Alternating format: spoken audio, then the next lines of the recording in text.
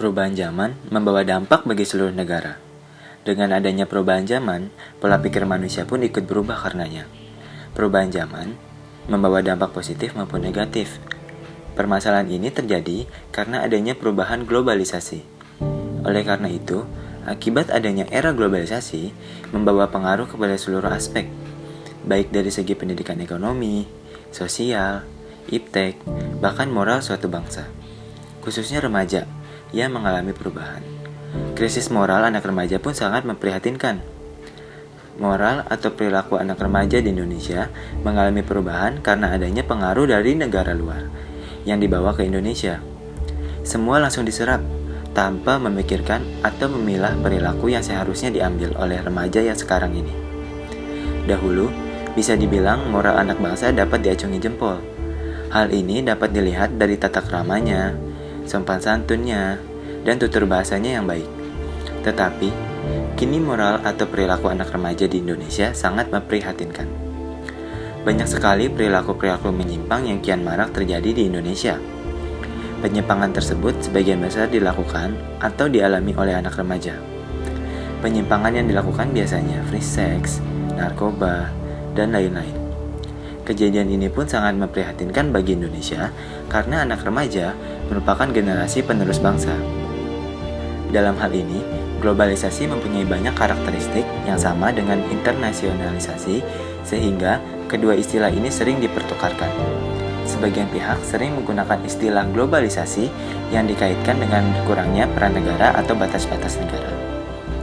Globalisasi sendiri ialah proses integrasi internasional yang terjadi karena pertukaran pandangan dunia, produk, pemikiran, dan aspek-aspek kebudayaan lainnya.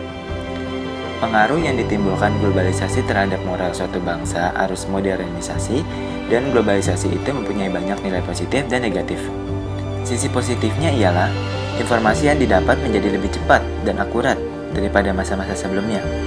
Selain itu, semua orang juga merasa senang apabila ikut serta terhadap perkembangan zaman. Sisi negatifnya ialah fasilitas-fasilitas yang ada di era globalisasi ini sebagian besar disalahgunakan oleh para penggunanya. Contohnya, internet sekarang ini sering dijadikan arena untuk mencari situs-situs yang tak senonoh. Handphone digunakan untuk menyimpan data-data yang tidak mendidik moral seseorang, pergaulan bebas, dan lain sebagainya. Pendidikan karakter bangsa bagi generasi muda tentu sangat diperlukan, sehingga kedepannya para pemuda memiliki tanggung jawab moral untuk membela dan membangun Indonesia yang lebih baik. Langkah-langkah yang dapat dilakukan untuk mencegah dampak negatif globalisasi antara lain yaitu: pertama, menumbuhkan semangat nasionalisme yang tangguh, misal semangat mencintai produk dalam negeri. Kedua, menanamkan dan mengamalkan nilai-nilai Pancasila.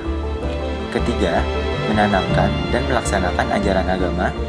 Keempat, mewujudkan supremasi hukum, menerapkan dan menegakkan hukum dalam arti sebenar-benarnya dan seadil-adilnya.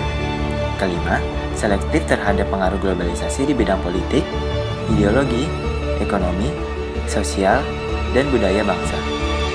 Dalam bidang teknologi dan informasi, langkah-langkah yang dapat ditempuh adalah dengan menyaring informasi yang baik dan bermanfaat. Selain itu, juga diperlukan adanya pengawasan dari semua pihak agar informasi yang beredar di masyarakat tidak membawa dampak negatif, terutama untuk kalangan muda. Langkah-langkah di atas tidak dapat dilaksanakan jika tidak ada peran aktif dari semua komponen negara, baik pemerintah maupun masyarakat. Untuk itu, diperlukan kerjasama yang baik agar hasilnya dapat maksimal. Kerjasama itu tidak lepas dari persatuan dan kesatuan bangsa, sehingga Pancasila sebagai ideologi negara harus dihidupkan kembali.